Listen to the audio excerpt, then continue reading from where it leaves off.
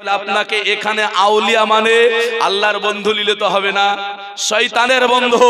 তাহলে এবার এখানে কি বলবেন যে শয়তানের হুকুম শোনা হবে না।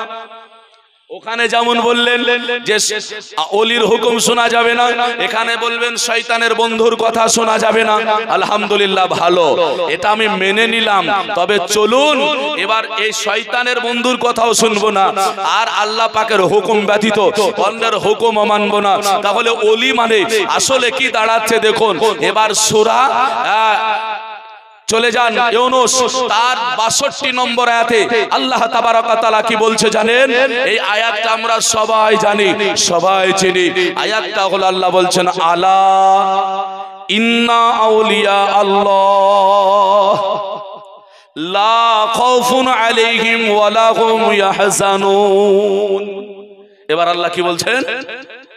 আলা, খবরদার, সাবধান হয়ে যাও।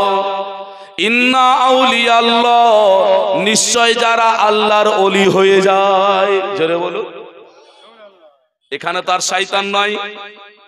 তাহলে এবার এখানে কার বন্ধু নেবেন? তাহলে আল্লাহর বন্ধু। তাহলে বোঝা গেল ওলি মানে বন্ধু। তো শয়তান যদি থাকে শয়তানের বন্ধু, যদি রাখাল থাকে রাখালের বন্ধু, যদি আলেম থাকে আলেমের বন্ধু। আর এখানে লেখা আছে আল্লাহ, তাহলে আল্লাহর বন্ধু। লা খাউফুন আলাইহিম, বলছে তাদের কোনো ভয় নাই, ওয়ালা হুম ইয়াহজানুন, আল্লাহ তাদের পরকালেও কোনো চিন্তা দেয়নি, চিন্তা নাই। জোরে বলুন। এবার বলুন, আমরা যাকে ওলি বলে মানি সে যদি ভণ্ড না হয় আর তাকে যদি ভণ্ড বলি, আমাদের কোরআন বিরোধী হবে না? হবে না? কোরআন বিরোধী হয়ে যাবে। এর জন্য বলছি বাপ, ওলিদের বিরুদ্ধে বলতে গিয়ে এমনও না হয়ে যায় আপনার যেন কোরআন বিরোধী হয়ে গেল। তো কোরআন বিরোধী যদি হয়ে যায় তাহলে অসুবিধা। এবার যিনি মানছেন, অনুসরণ করছেন, হুকুম মানছেন, তাকে জিজ্ঞাসা করুন, ভাই তুমি আল্লাহর বন্ধুর হুকুম মানো না শয়তানের বন্ধুর হুকুম মানো? আর আউলিয়া শব্দ পেয়েই আপনি পীরের বিরুদ্ধে বলতে আরম্ভ করলেন, এটা যেন না হয়। আমাদের সমাজকে ধোঁকা দেবেন না বাপজি আমার। সূরা আরাফের ৩ নম্বর আয়াত। আমাকে প্রশ্ন করেছিলেন ওলি সম্পর্কে, তাই আমি উত্তরটা দিয়ে গেলাম। শুনে রাখুন, ওলি যদি আল্লাহর ওয়ালা হয়ে যায়, আল্লাহর বন্ধু হয়ে যায়, আল্লাহর নৈকট্য লাভকারী যদি হয়ে যায়, আপনি কেন কোন ওলামা তার বিরোধিতা করতে পারে না? আপনি কেন কোন পীর আরেক পীরের বিরোধিতা করতে পারে না? এটা ফারসি ভাষায় পীর বলা হয়, আর আরবিতে আপনার আউলিয়া। তবে জানে নিতে হবে তিনি ইবাদত করে কিনা, কোন পীর নামাজ পড়ে, কোন পীর পড়ে না, কোন পীর হজ করে, কোন পীর করে না, কোন পীর যাকাত দেয়, কোন পীর দেয় না, কোন পীর ইবাদতের কথা বলে, কোন পীর বলে না, এটা আপনাকে জানতে হবে।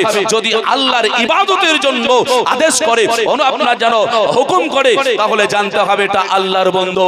তার কাছে বায়াত, তার কাছে মুরিদ, তার কাছে আপনার যাওয়া, তার কথা শোনা আমাদের চলবে। এটা জায়েজ, জায়েজ, জায়েজ। যদি এটাকে হারাম মনে করেন তাহলে জেনে রাখবেন আপনি কোরআনকে খেলাফ করছেন, কোরআনের বিরোধিতা করছেন।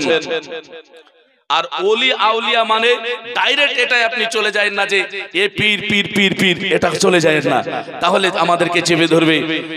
তাই বাপসি ভাই আমার, আপনাদেরকে 3টে কোরআনের আয়াত দিয়ে বুঝালাম ওলি সম্পর্কে। আশা রাখি আপনাদের ভুল ধারণাটা কাটবে। কারণ একটা সূরা আরাফের আয়াত দেখে আপনারা হয়তো বিরোধিতা কেউ করছেন। না না, আপনারা না করলে আমাদের মধ্যে, আমাদের বংশ, আমাদের গ্রামে কেউ করছে। যতটা পারবেন বুঝিয়ে দেবেন। তা মানা না মানা তার কর্তব্য, বুঝানো আপনার কর্তব্য। এবার যদি না মানে আপনার কিছু করার নেই, আপনাকে কিছু করতে হবে না। আপনি জেনে নেন যে আপনার দায়িত্ব আপনি পালন করলেন। তাহলে কোরআনের 3-3টে আয়াত দিলাম, এরপরেও আপনার যেন, আমার মনে হয় যে ওলি সম্পর্কে আপনার আর সন্দেহ থাকা উচিত নয়। তাই আল্লাহ তাবারক ওয়া তাআলার নবী মুস্তাফা জানিয়ে দিয়েছেন, নাম্বার 3 যে প্রশ্নটা করা হয়েছিল, মান নবিয়ুকা, তোমার নবীকে বলো।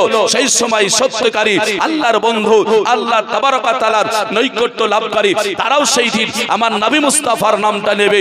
আহলে সুন্নাত ওয়াল জামাত যারা ঈমান এনেছে এবং নবীর মুহাব্বতকারী, তারাও নামটা নেবে। আর যদি নবীর মুহাব্বতকারী না হয় তাহলে সেই দিনও তারা ছাঁটাই হয়ে যাবে। সেই দিনও তারা ছাঁটাই হয়ে যাবে। আফসোস লাগছে, অনুরোধ করি বাপজি আমার ভাইরা, আমাদেরকে আজকে মোবাইল আসার পরে বিভিন্ন রকমের ওর মধ্যে আজকে যেমন আমাদের রাজনৈতিক লেভেল চলে এসেছে, পার্টির মতো আমাদের ওলামাদের মধ্যে চলে এসেছে, আমাদের মুসলমান ধ্বংসের পথে এগিয়ে গিয়েছে।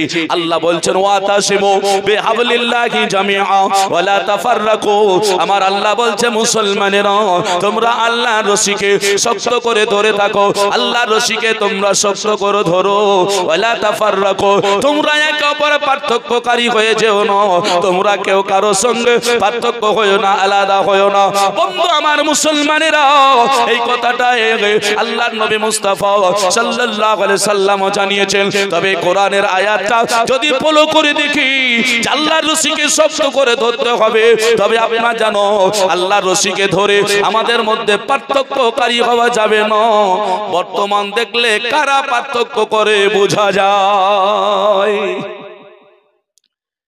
পার্থক্যকারী বলুন তো, আহলে সুন্নাত ওয়াল জামাতের মধ্যে আছেন। একটা ইবাদতের কথা আবার বলে যায়, মিডিয়া আছে, আবারও বলে যায়, কান ফলো করে শুনুন। এই কথাটা শুনতে